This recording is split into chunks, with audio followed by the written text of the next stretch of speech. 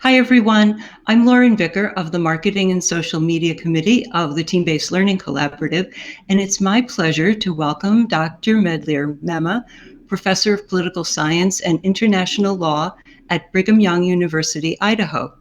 Dr. Mema is the featured plenary speaker at the TBLC Mid-Year Virtual Forum on Friday, October 13th.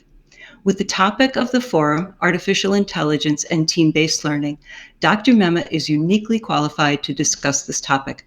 He is an international scholar who is focused on topics relating to emerging technologies, including artificial intelligence and their impact on international relations, global economy, and the future of education. He is co-founder and co-host of the podcast, IR in the Age of AI, which I definitely recommend you check out.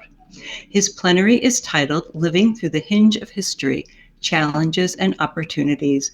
Dr. Mema, thanks for joining us today. Thank you for the invitation and for the very kind introduction. Well, I was looking at your biography, and it appears that you have lived and worked all over the world during your career. Can you give us perhaps a condensed version of the work you've done and how it's led to your study of international relations and artificial intelligence? Yeah, it's actually an excellent question. So I did my graduate work at Johns Hopkins Science and then at George Washington. And about halfway through my PhD, once I defended my proposal, we decided with my wife that Europe would be a good place to be. And so that started, or rather restarted. I'm originally from Albania, so that restarted our kind of love affair with Europe. And so we spent the next 10 years actually in Europe. And while I was there, I was affiliated with the Swedish Defense College in Stockholm, and then with the Institute for European Studies in Brussels. And I spent a lot of time in the Balkans. So while in Sweden and in Brussels, in Belgium, I spent a lot of time with colleagues at the intersection of actually international law, international relations. And then kind of going back to the Balkans, just sparks of curiosity to me, in the sense of looking at all the things that need to be done, right? Looking at the demands for development in the region. The question that kept coming back to me is that, are we condemned to repeat all the steps in terms of the developmental process, right, of a country? Is it a way to kind of shortcut that? And that's when about 5-7 years ago, I started getting into literature on emerging technologies and the so-called fourth industrial revolution, which we now know, of course, it means the onset of the age of artificial intelligence, machine learning, and other kinds of things. And so that's where I started. And a lot of it were questions about smart cities and a question of education. What kind of education skills should one have in anticipation of these new changing landscape? What about government responses, so public service response, right? So how can you use technology to make governments more responsive to the people? And more importantly, how can these small countries in the Balkans compete in an international and globalized economy? And the answer for me was actually, again, just jumping through from the third to the fourth industrial revolution and shifting the focus of education towards IT and technological kind of like mostly STEM, right? Science, technology, engineering, and math. Yeah. And so in my public kind of persona in Albania in particular, and other parts, I tried to do as much as I could to kind of raise the voice and raise awareness with regards to the need for a shift in that direction. And then once I moved to Japan and working at the Tokyo International University with my colleague, Chris Lamond, we decided that it was time for us to start a podcast. This had been something I'd been wanting to do for a long time.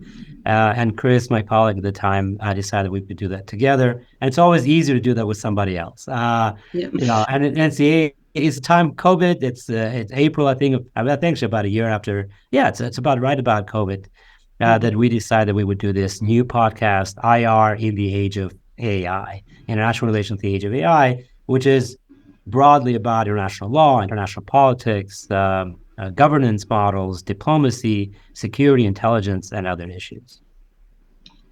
So could you talk a little bit about how this focus on emerging technologies has informed your teaching? Yes, of course. Well, from the beginning, this has been, and I've become annoying to my colleagues and my students as well, because I will use every opportunity that I have in every class, even when I'm teaching an introductory course, international politics, for example, or international law. I'll sprinkle with each chapter a little bit of artificial intelligence or developments in that. So, for example, we talk about non-state actors and the role of non-state actors in international relations. And unfortunately, many of the textbooks will stop with, terrorist, actors or pirates or others, but they don't necessarily take into account the impact that artificial intelligence may have in each of these activities.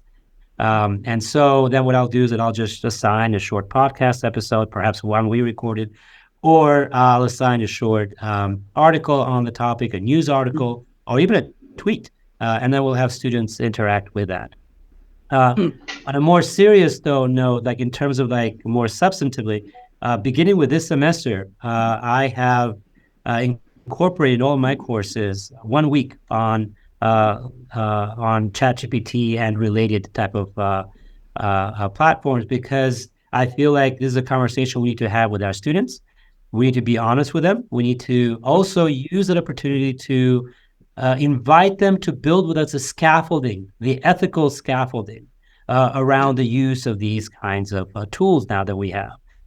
And so second week of school, which is next week for me here, across all of my courses, I'll be spending a whole week first introducing ChatGPT and like programs, and then moving on to some case studies and exercises with them. And then finally, we will have a discussion on the ethics of the use of these kinds in the classrooms. And we will discuss together, we'll agree on what the rules are in our classroom for the use of them. So instead of me telling them what it will be, and instead of them signing some kind of an honor code, which some research shows that in fact it does not work, now they are going to be the one responsible for coming up with the, in a way, ethical framework of the use of AI in our classroom.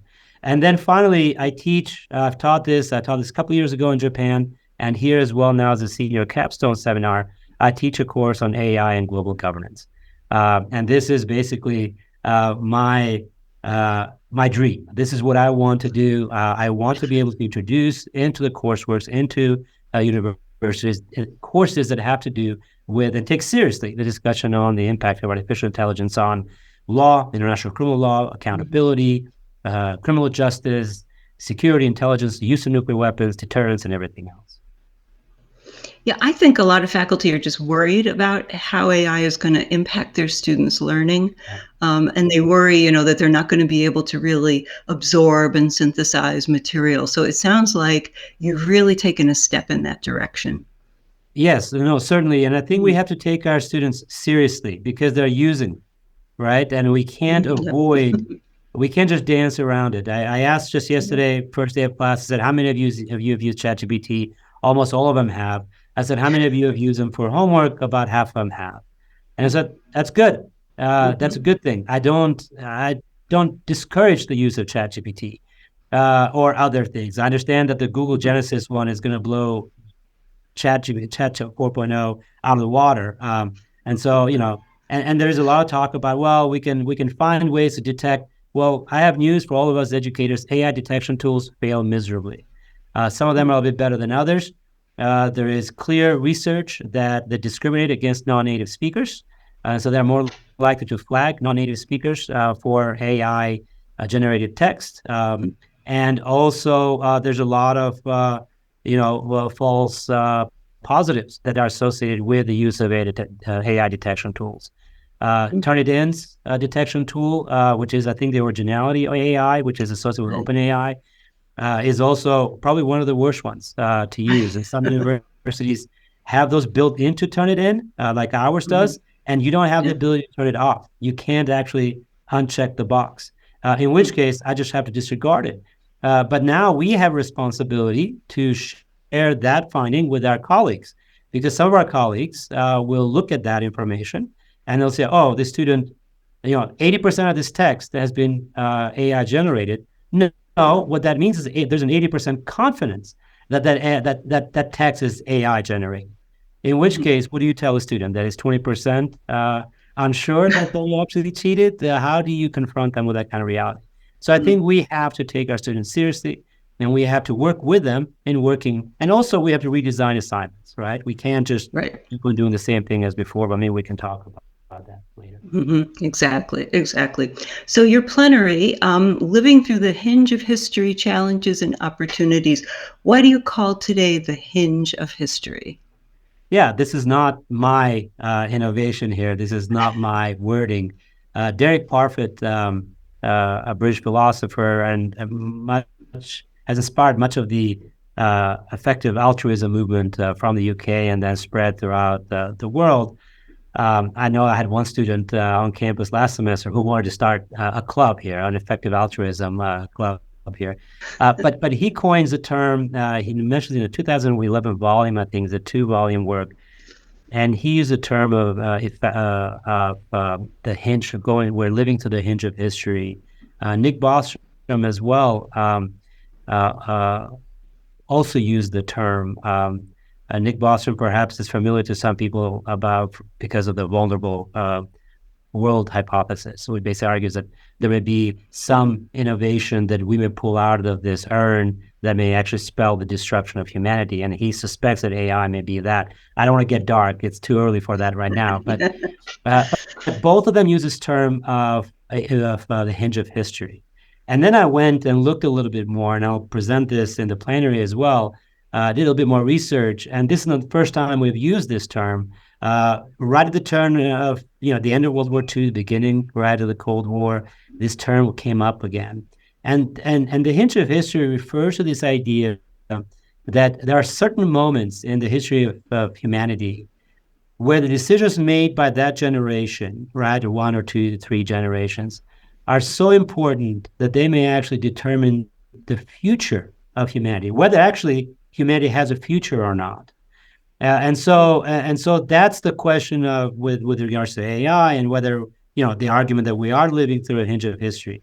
But what that metaphor or whatever we want to call it kind of thing invites us to do is not to just run for the hills, but rather to kind of accept this as an opportunity, right? That the choices are still ahead, that we can still make choices to change the trajectory, right, of humanity and trajectory of human history for the better.